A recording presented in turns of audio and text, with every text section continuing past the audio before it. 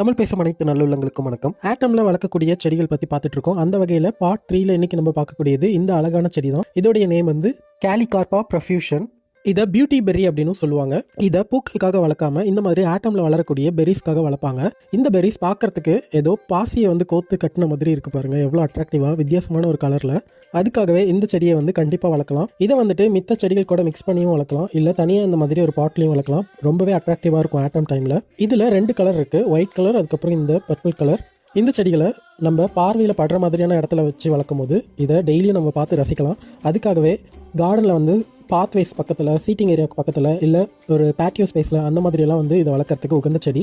இந்த செடிகளை stem cutting மூலியமாக சுலபமாக ப்ரொபகேட் பண்ணலாம். இதில் சம்மர் டைமில் பூக்களும் வளரும், அதுவுமே வந்து பார்க்கறதுக்கு அழகாக இருக்கும். அதுக்கப்புறம் இதோட லீவ்ஸ்மே ஆட்டம் டைமில் கலர் சேஞ்ச் ஆகும். ஆனால் ரொம்பவே அட்ராக்டிவாக இருக்கிறது வந்து இந்த பிளான்ட்டுக்கு இந்த பெரிஸ் தான். அதுக்காக தான் இதை மெயினாக வளர்ப்பாங்க. நீங்களும் யூகேல இருக்கீங்க, யூஎஸ்ல இருக்கீங்க அப்படின்னா கண்டிப்பாக அதை ட்ரை பண்ணி பாருங்கள். தேங்க்ஸ் ஃபார் வாட்சிங்.